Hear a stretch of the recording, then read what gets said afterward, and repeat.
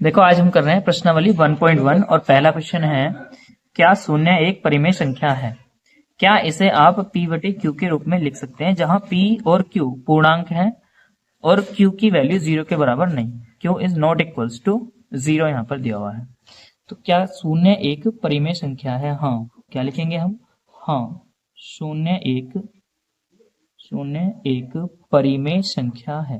शून्य एक परिमेय संख्या है। ठीक है। अब पूछा आपसे, क्या इसे आप p बटे q के रूप में लिख सकते हैं? क्या इसे आप p बटे q के रूप में लिख सकते हैं? तो हाँ, लिख सकते हैं। देखो 0 बटे 1, ठीक है, जहां पर ये क्या हो जाएगा 0 p और 1 क्या हो जाएगा q। ठीक है, तो इसको p बटे q के रूप में लिखा जा सकता है, जहां पर q 0 के बराबर ना हो। समझ आया? देखो p तो 0 हो सकता है लेकिन q 0 ना हो। क्लियर है? तो हाँ, हम क्या लिख सकते हैं? शून्य को एक परिमेय संख्या लिख सकते हैं p बटे q के रूप में। 3 और 4 के बीच 6 परिमेय संख्या हमें ज्ञात करनी है। ठीक है, तो पहले हम क्या करने वाले हैं? सबसे पहले n की वैल्यू देखेंगे। n क्या होता है? जितनी परिमेय संख्या हमें ज्ञात करनी है। n क्या होगा? जितनी हमें परिमेय संख्या ज्ञात करनी है। कितनी परिमेय संख्या ज्ञात करनी है? 6 परिमेय। ठीक है, n का मान कितना हो गया? 6 हो गया। ठीक है, अब बताओ n में क्या जोड़ेंगे हम? 1 जोड़ेंगे। ठीक है, n प्लस 1 यानी कि 6 प्लस 1। अगर इसमें 1 जोड़ दिया जाए कितना आ जाएगा? 7 आएगा। ठीक है, अब बताओ 3 और 4 के बीच कितनी परिमेय संख्या चाहिए हमें? 6। ठीक है, तो हम क्या करेंगे इसमें? भाई इसमें हम करेंगे 3 को गुणा करेंगे 7 से, क्योंकि 6 और 1 7 आया, और भाग भी करेंगे 7 से। और दूसरी क्या संख्या है? 4 को भी गुणा करेंगे 7 से और भाग करेंगे किससे? 7 से। ठीक है, 3 सत्ते कितना होगा? 21 बटे 7, और दूसरी संख्या क्या आएगी? 4 सत्ते 28 बटे 7। ठीक है, अब इन दोनों में से क्या करने हैं? इनके बीच की संख्या देखो। अब लिखेंगे 3 और 4। 3 और 4 के बीच 6 परिमेय संख्याएं। 6 परिमेय संख्याएं क्या क्या आ जाएंगी?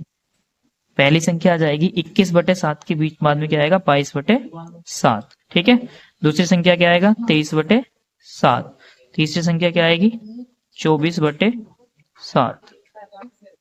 तीसरी होगी, चौथी संख्या आएगी 25 बटे 7 और 26 बटे 7, और क्या आएगी छठी परिमेय संख्या?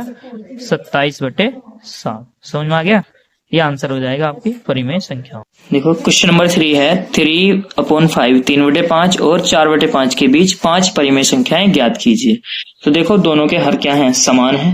दोनों के हर अगर समान है तो फिर से वही करेंगे, हम n की वैल्यू लिखेंगे। n बराबर कितना है? 5 परिमेय संख्याएं। जितनी परिमेय संख्याएं पूछ रहा हो, तो n की वैल्यू है 5, तो हमें क्या चाहिए? 5 परिमेय संख्याएं। तो हम क्या करते हैं इसमें? n प्लस 1 निकालते हैं। n प्लस 1 कितना हो जाएगा? 5 प्लस 1 यानी कि 6 हो जाएगा।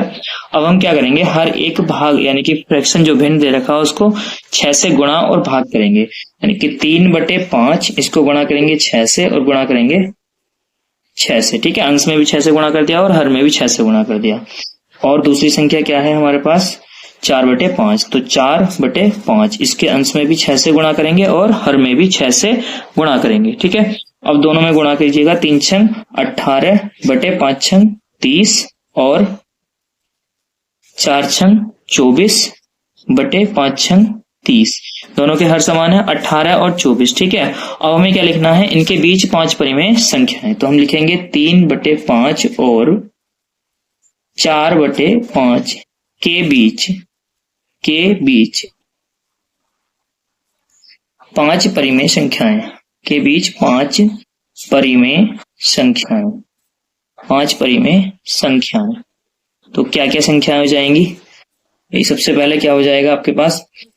18 के बाद आता है 19, तो 19/30 हो जाएगी पहली संख्या। उसके बाद 19 के बाद आएगा 20/30, उसके बाद 21/30, उसके बाद 22/30 और 23/30।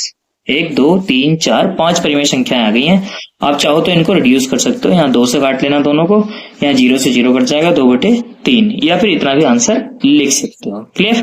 4 इज नीचे दिए गए कथन सत्य हैं या असत्य, कारण के साथ अपने उत्तर दीजिएगा। तो आपको बताना कौन सा कथन इनमें से सत्य है कौन सा असत्य है। देखो पहला कथन है प्रत्येक प्राकृत संख्या एक पूर्ण संख्या होती है। क्या बताना है? प्रत्येक प्राकृत संख्या एक पूर्ण संख्या होती है।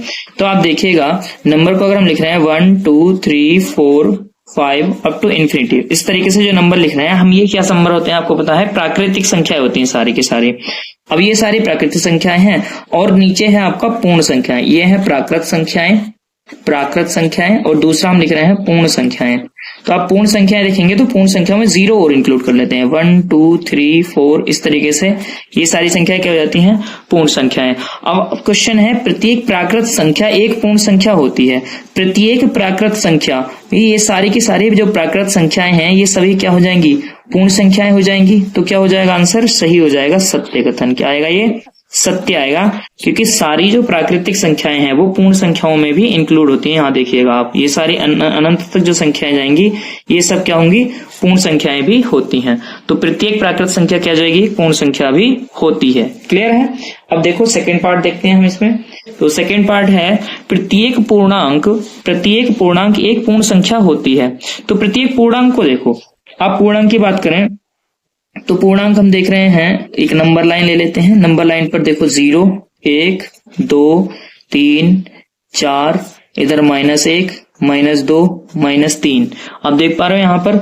तो प्रत्येक पूर्णांक आप देख रहे हैं सभी सारे के सारे क्या है? ये पूर्णांक है, एक पूर्ण संख्या होती है। तो पूर्ण संख्या आपको पढ़ा रखा, कहां से होती है पूर्ण संख्या? 0 से स्टार्ट होती है और इनफाइनाइट तक होती है। ठीक है, 0 से 1 2 3 4 ये पूर्ण संख्या होती है और प्राकृतिक 1 2 3 4 5 होती है।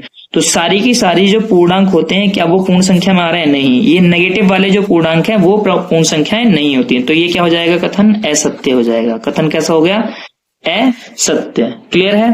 अब क्वेश्चन नंबर हम देखते हैं इसमें, थर्ड क्वेश्चन। तो तीसरा क्वेश्चन है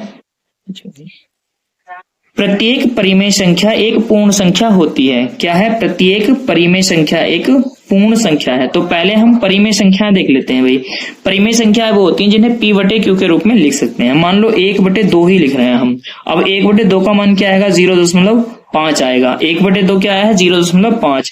तो क्या ये एक पूर्ण संख्या है? पूर्ण संख्या तो नहीं हो सकती। पूर्ण संख्या है तो 0 1 2 3 4 यानी कि इंटीजर पूर्णांक होने चाहिए थे 0 से। 0.5 है, ये वैल्यू कंप्लीट नहीं है, इसलिए क्या हो जाएगा? प्रत्येक परिमेय संख्या एक पूर्ण संख्या नहीं हो सकती। ये क्या हो जाएगा? असत्य कथन हो जाएगा। क्या होगा? ये असत्य कथन होगा। क्लियर।